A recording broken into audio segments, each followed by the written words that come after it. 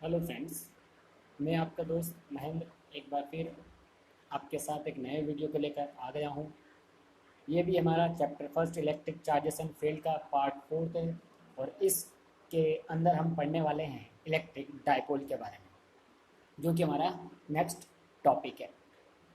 अब हम स्टार्ट करते हैं इलेक्ट्रिक डाइपोल। उसे स्टार्ट करने से पहले आपसे रिक्वेस्ट करता हूँ, अगर चैनल को सब्सक्राइब नहीं किया हो तो सब्सक्राइब करें, वीडियो पसंद आए तो लाइक करें, पसंद ना आए तो डिसलाइक करें और कमेंट में मुझे बताएं कि क्या कमी रह गई है ताकि मैं नेक्स्ट टाइम उसमें इम्प्रूवमेंट ला सकूं।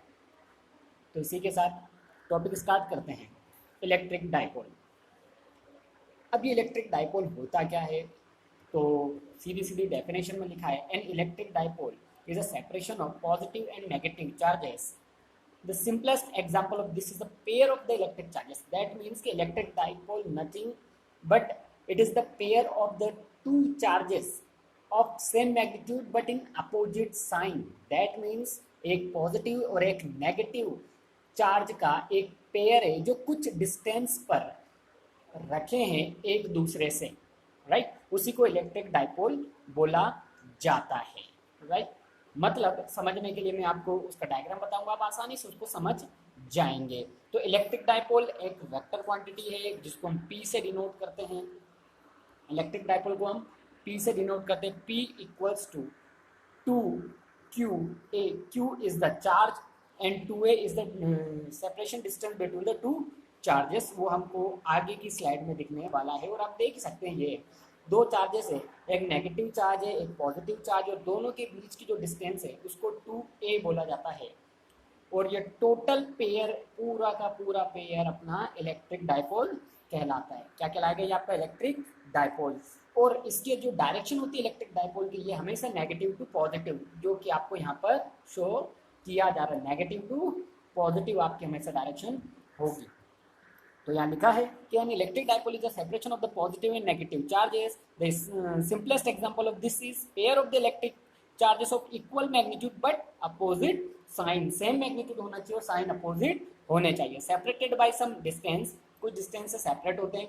Permanent electric dipole is called an electret. 1 marks question.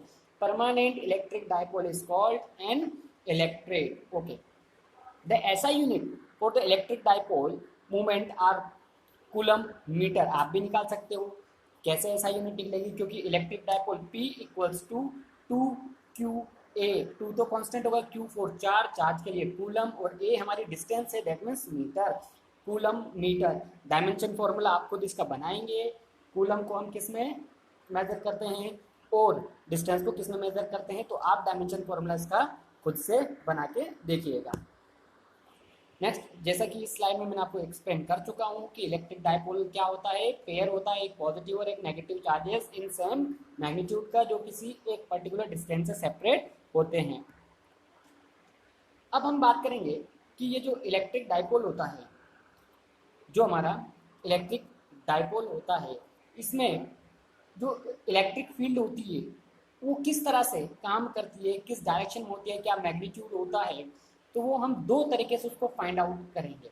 हम उसको दो तरह से फाइंड आउट करेंगे। एक तरह से तो हम फाइंड आउट करेंगे कि ये जो इक्विटोरियल प्लेन होता है, इक्विटोरियल प्लेन होता है, अगर हमारा उस पॉइंट से, जैसे सपोज कि ये हमारी लाइन है, तो ये जो इसके बिल्कुल सेंटर से ये जो लाइन जाएगी इसको इक्विटोरियल प्लेन बोला जाता है। और इस प्लेन पे कहीं पे भी अगर हमारा पॉइंट हो, इस पूरी लाइन के ऊपर कहीं पे भी हमारा पॉइंट हो, तो उस पॉइंट पर ये इलेक्ट्रिक फील्ड किस तरह से वर्क करेगी, टोटल इलेक्ट्रिक फील्ड क्या होगी। और एक होगा axis of the electric dipole, इस लाइन पर, बिल्कुल इसी लाइन पर वो पॉइंट कहीं पर भी हो सकता है, इस लाइन पर वो पॉइंट कहीं पर भी हो सकता है। फॉर एग्जाम्पल, या तो वो यहाँ हो, यहाँ हो, यहाँ हो, कहीं पे भी हो सकता है, तो हम उसको भी कैलकुलेट करेंगे। तो हम यहाँ पे बात करेंगे इलेक्ट्रिक डाइपोल, हम फाइंड आउट करेंगे सबसे पहले ऑन द एक्सिस। अगर कोई पॉइंट एक्सिस पे दिया गया है, for example P is the point, यहाँ पर आपको डायग्राम में दिख रहा होगा कि P हमारा पॉइंट है जो कि इसी एक्सिस पर, ये हमारा एक्सिस है, थोड़ा ज़्यादा ऊपर बन गया, ये हमारा एक्सिस है। आप देखेंगे कि हमारे पास ये चार्जेस है, जैसे एक ये P पॉजिटिव चार्जेस है, -Q नेगेटिव चार्जेस है, और ये जो पी पॉइंट है ये किसी आर डिस्टेंस से हमारा जो एक्सिस है, ये जो हमारा इक्वेटोरियल प्लेन है या इसके पॉइंट कह सकते हो, सेंटर कह सकते हो इलेक्ट्रिक डायपोल का, उससे आर डिस्टेंस पर मौजूद है। तो इस पर इलेक्ट्रिक फील्ड हम टोटल इलेक्ट्रिक फील्ड हम फाइंड आउट करेंगे। तो अलग अलग चार्जेस से हम अलग अलग फाइंड आउट करेंगे। और इलेक्ट्रिक फील्ड का फॉर्मूला अगर आपको पता है, E इक्वल्स टू क्या था, E इक्वल्स टू क्या था Q अपॉन, याद करिए four pi epsilon not r square, यही पढ़ा था।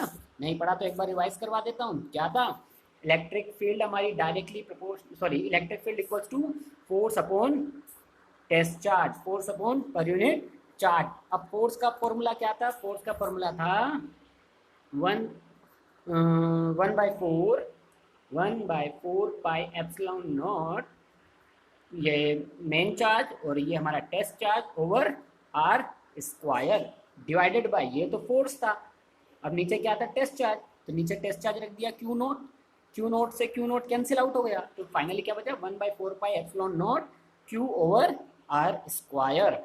तो इलेक्ट्रिक फील्ड, अब सबसे पहले हमारे पास कौन सा चार्जेस है, अब हम पहले negative charges, electric field by negative charges, तो Q upon four pi epsilon not are plus A, याद रखिए यहां से नेगेटिव चार्ज का ये, तो ये तो हो गया हमारा टोटल ए, यहाँ से यहाँ तक की डिस्टेंस हो गई ए, और इसके बाद इस सेंटर से ये डिस्टेंस हो गई आर, तो पूरे नेगेटिव चार्ज से इस पी पॉइंट की डिस्टेंस क्या हो गई, आर प्लस ए। तो वही हमने लिखा, क्या लिखा हमने, Q upon four pi epsilon not are plus ए का स्क्वायर। समझ में आ रहा है कि नहीं आ रहा है? एक बार आप माइंड कर लीजिए इस चीज़ को कि हमारे जो P पॉइंट की डिस्टेंस है वो नेगेटिव चार्जेस से है आर प्लस ए, और हमारे P पॉइंट की डिस्टेंस पॉजिटिव चार्ज से है R minus A, right, R minus A. इन्हीं चीज को हम यूज करने वाले हैं। तो यहाँ पर दिया नेगेटिव चार्जेस से अगर हम फाइंड आउट करें, नेगेटिव चार्जेस से हम फाइंड आउट कर रहे हैं, तो minus Q upon four pi epsilon not are plus a square, where the P के इज द यूनिट वेक्टर, ये पी डायरेक्शन डिनोट कर रहा है। अगर हमने नेगेटिव चार्ज से देखा है तो negative electric field negative charge के अंदर की तरफ आती है, तो देख लीजिए डायरेक्शन किस तरफ है, नेगेटिव चार्ज की तरफ है। ओके, अब इसी इलेक्ट्रिक फील्ड को पॉजिटिव चार्ज से निकालते तो उसकी डायरेक्शन किस तरफ है, away from the electric dipole. दिख रहा होगा डायग्राम में, नहीं तो अब क्लियर दिख रहा होगा। तो इसमें भी वही formula Q upon four pi epsilon not r minus a square, जैसा कि मैंने समझा ये टोटल आर है, इसमें से ये जो ए डिस्टेंस है ये वाली हमने हटाई है, राइट, तो आर माइनस ए का स्क्वायर, द टोटल फील्ड, अब इन दोनों को ऐड कर दो, टोटल इलेक्ट्रिक फील्ड क्या होगी, electric field bye positive charge plus electric field by negative charge, electric field bye positive charge, electric field by negative charge, दोनों के फॉर्मूले आप साथ में लिखोगे। जो चीज कॉमन है क्या, क्यू दोनों में सेम है क्योंकि सेम मैग्नीट्यूड है, four pi epsilon not r sorry r minus a तो कॉमन नहीं है, q upon four pi epsilon not ये हमारा कॉमन निकल के आ गया। तो पहले पॉजिटिव का बचा क्यू तो कॉमन निकल गया, one upon r minus a का whole square minus one upon r plus ए का होल स्क्वायर। अच्छा, अब क्या करेंगे हम इसका, अब हम इसको एलसीएम लेंगे, एलसीएम लेंगे, और एलसीएम लेना तो आता ही होगा, एलसीएम लेते हैं, कैसे लेते हैं भैया, एलसीएम कैसे लेते हैं, एलसीएम लेने के लिए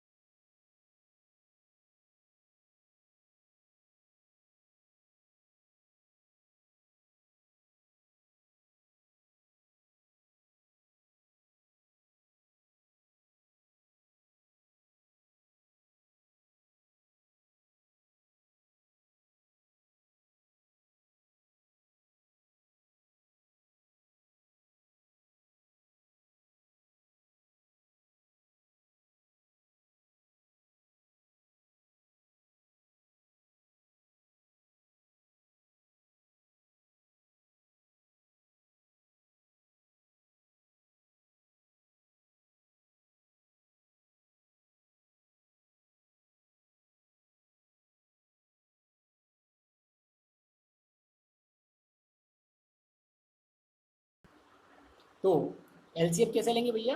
तो एलसीएम लेने का तरीका है कि हमने इनको सेपरेट लिख लिया, आर माइनस ए का whole square into r plus ए का होल स्क्वायर। हमने इन दोनों को नीचे सेपरेट लिख लिया। फिर इसके बाद क्या, क्रॉस कर लेते हैं, तो ये हो जाएगा आर प्लस ए का whole square minus r minus a का होल स्क्वायर। समझ में आ गया? अब नीचे अगर आप देखोगे, नीचे आप देखो आर माइनस ए का whole square into r plus ए का होल स्क्वायर, दोनों पे होल स्क्वायर है, तो दोनों के होल स्क्वायर को मैं कॉमनली लिख लेता हूँ, आर माइनस ए का होल स्क्वायर और आर प्लस ए का होल स्क्वायर। तो मैं इन दोनों के होल स्क्वायर को, नीचे को सोल्व कर रहा हूँ इसके, तो दोनों के होल स्क्वायर को मैंने क्या ले लिया, कॉमन। अब यहाँ आपको अंदर दिख रहा होगा r minus a r plus a minus b a plus b, तो क्या हो गया, a square minus b square का होल स्क्वायर। देखिए नीचे यही आ रहा है रिजल्ट आपका, बिल्कुल सही। तो ये तो मैंने नीचे वाला सॉल्व किया। अब हमारा जब ऊपर क्या बनता था, तो ऊपर हमारा रिलेटेंट बनता था आर प्लस ए का होल स्क्वायर माइनस, क्योंकि क्रॉस करा ना इसका इधर multiplication, minus r minus a का होल स्क्वायर, राइट। अब आर प्लस ए का whole square are minus a का होल स्क्वायर, तो भैया दोनों का होल स्क्वायर खोलोगे तो क्या बनेगा, a square plus b square plus 2ar, minus minus sign change हो जाएंगे, आर माइनस ए का होल स्क्वायर के सभी के साइन चेंज, तो माइनस का आर स्क्वायर माइनस का ए स्क्वायर प्लस 2ra, तो देखेंगे ये माइनस का आर स्क्वायर, ये माइनस, ये प्लस का ये प्लस से, तो 2ar क्या जाएगा, 4ar आपका बन जाएगा। अच्छा अच्छा, कोई दिक्कत नहीं, इसको और इजी वे में समझा देते। आपने आइडेंटिटी पढ़ी होगी 8th क्लास में, क्या पढ़ी थी, ए प्लस बी का whole square minus a minus b का whole square is gives that 4ab। Directly हम इस आइडेंटिटी को भी यूज करके ऊपर की वैल्यूज निकाल सकते हैं। तो ठीक है भैया, ए की वैल्यू और बी की वैल्यू हमने ऊपर रख दिया, तो ऊपर की तरफ और नीचे की तरफ दोनों को मैंने सॉल्व करके आपको बता दिया। कुल मिला के मेरे पास रिजल्टेंट ये आता है, क्योंकि जो q अपॉन 4πε0 मेरा तो कॉमन आ गया था, 4ar upon r square minus a square का होल स्क्वायर। अब यहाँ पे एक कंडीशन दी जाती है कि 4r is very very larger than a। अगर ये r डिस्टेंस हमारी इस a से बहुत बड़ा हो, ठीक है, r is very very large then, r is very very greater than a, r is very very greater than a. ये कंडीशन का मतलब होता है कि r हमारा a से थोड़ा थोड़ा क्या, बहुत बड़ा है। इसका मतलब a हमारा क्या हो जाएगा, नेग्लिजिबल हो जाएगा। तो जहां जहां पर a, ये जैसे नीचे की तरफ a दिया हमारा, इसको क्या हो जाएगा, वो आपका बिल्कुल नेग्लिजिबल हो जाएगा। तो r में से बिल्कुल कोई पॉइंट साइज की चीज अगर आप माइनस भी कर दोगे, कोई दिक्कत है, कोई दिक्कत नहीं। तो आर स्क्वायर वैसे का वैसा और उसके ऊपर आर स्क्वायर। इसका मतलब आपके पास वैल्यू बन गई, क्या बनी, q अपॉन 4πε0, ऊपर की तरफ 4ar, तो 4ar लिख ही दो, पर नीचे जब r square, sorry a square तो आपका नेग्लेक्ट हो चुका है, मतलब आर स्क्वायर का भी स्क्वायर क्या हो जाएगा, आर की पावर 4। इस आर से पावर 4 कटी, क्या बचा, क्यूब। तो रिजल्टेंट आपके सामने 4qa अपॉन 4πε0 आर क्यूब। तो ये आपका रिजल्टेंट आ गई आपकी electric field when point is on the axis. समझ में आ गया होगा। तो अगली जो कंसेप्ट है वो है कि अगर हमारा जो पॉइंट है वो कहाँ पर रहे, हमारा पॉइंट रहे आपके इक्वेटोरियल प्लेन पर। ये जो लाइन ऐसे सीधी सीधी दिखती है, इसको इक्वेटोरियल प्लेन हम कहेंगे। यहाँ पर लिटिल बिट चेंज आपको करना है, ये जो L लिखा रहा है, इस L की जगह पर आपको A लिखना है, ठीक है। यहाँ पर 2L लिखा रहा है, जहाँ पर भी L लिखा रहा होगा उस चीज को चेंज करके A लिख देंगे, क्योंकि बहुत सारे रेफरेंस में आपको कहीं पर L से भी डिनोट किया जाता है और बहुत जगह पर A से भी डिनोट किया जाता है। तो आप L को A कर दो ताकि आपको कंफ्यूजन क्रिएट ना हो, राइट। क्योंकि ऊपर के डायग्राम में यहाँ पर L लिखा है, लेकिन नीचे की तरफ इसको कैलकुलेशन सारा A के थ्रू किया गया है। तो मैं आपको बता दूं, इस L को ऑलरेडी आप A चेंज करके ही समझेंगे।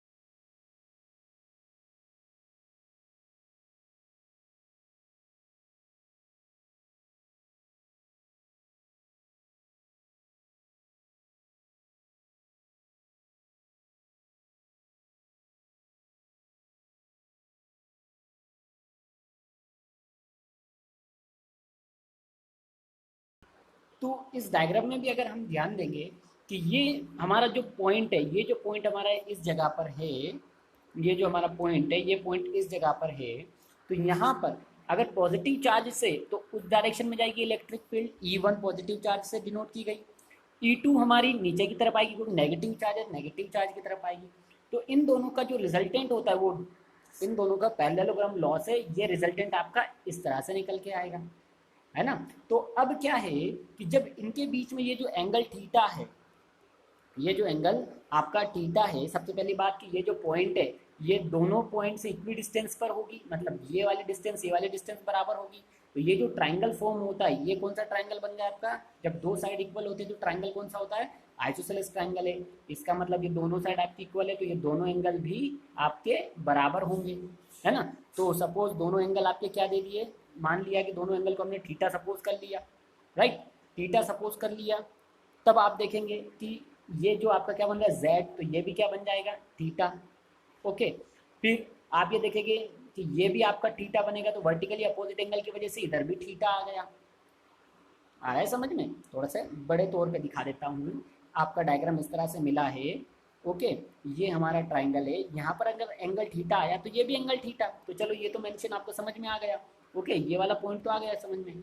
अब ऊपर जब हम इसको थोड़ा सा डैश डैश डैश डैश करके आगे बढ़ाएंगे तो ये भी थीटा था, तो आपके अल्टरनेट इंटीरियर एंगल की वजह से ये भी थीटा, और वर्टिकली अपोजिट एंगल की वजह से ये एंगल भी क्या बन जाएगा थीटा, मतलब ऊपर और नीचे दोनों एंगल आपके सेम बन गए थीटा।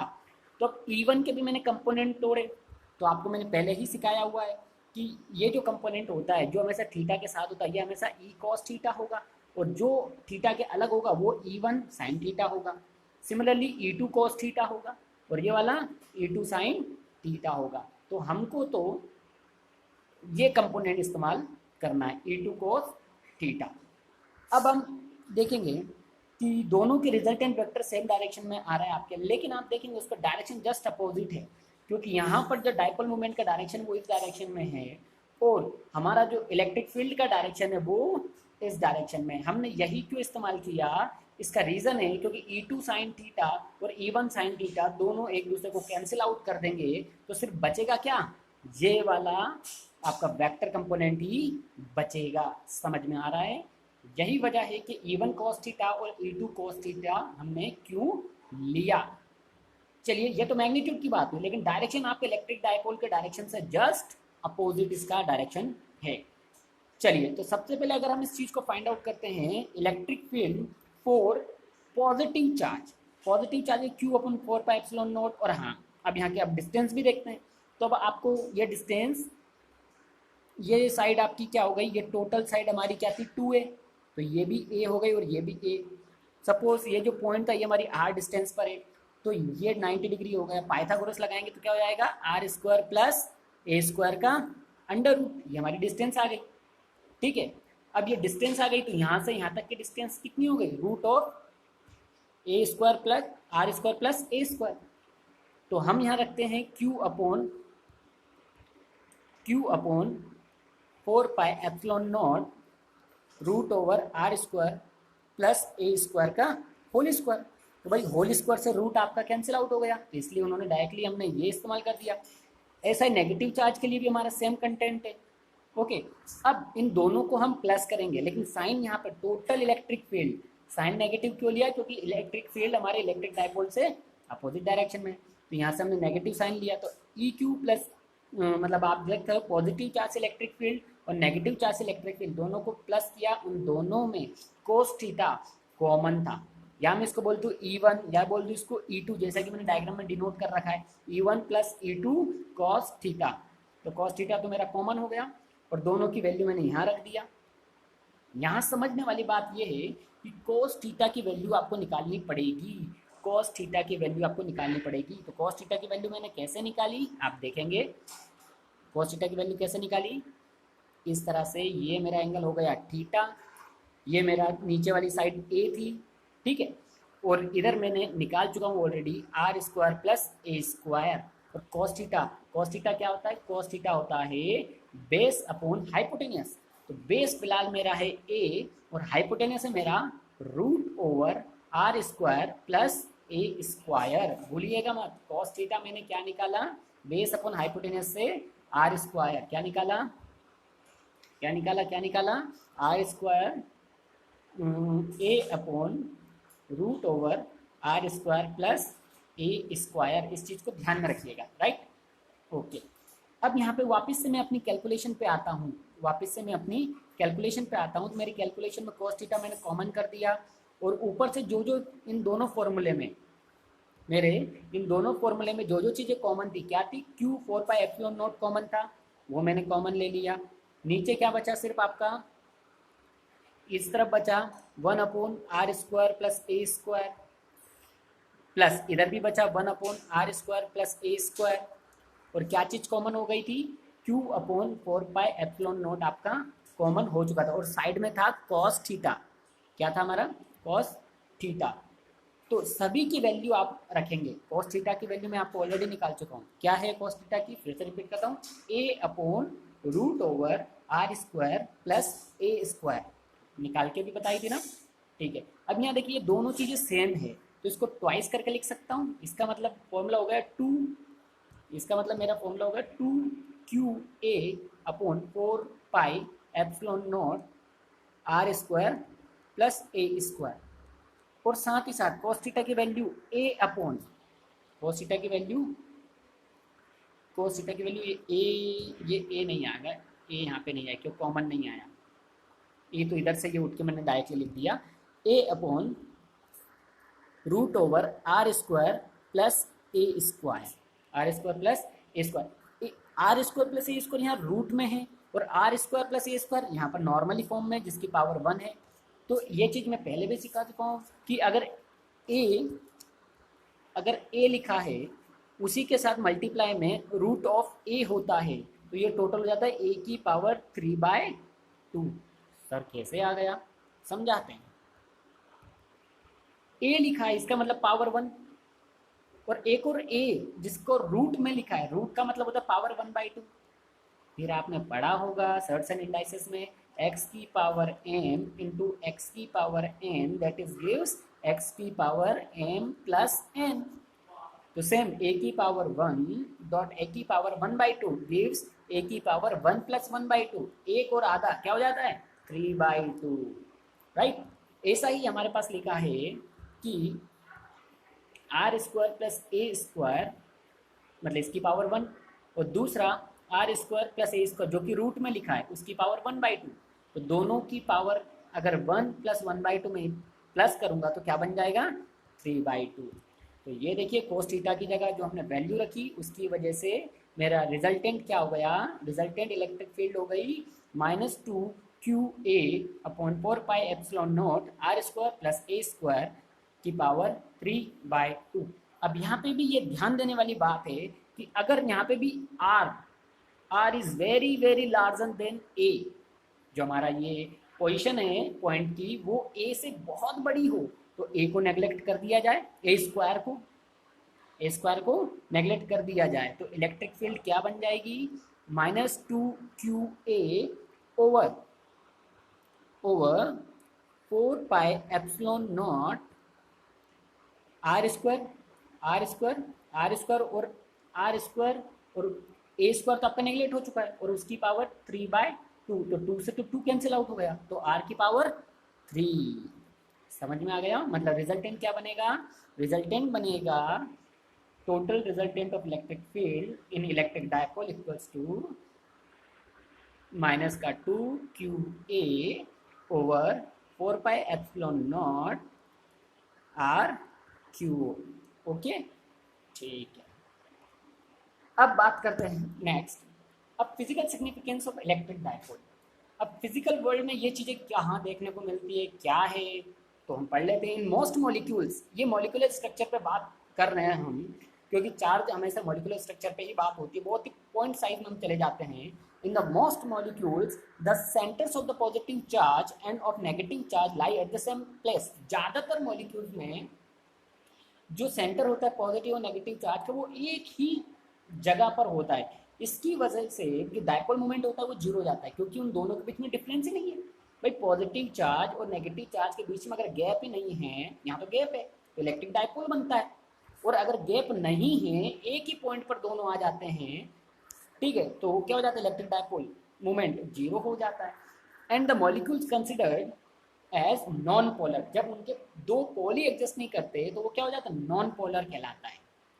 कैसा मॉलिक्यूल्स हो जाते हैं, non polar molecules. For example CO2 and CH4, methane और carbon dioxide non polar molecules है, ठीक है।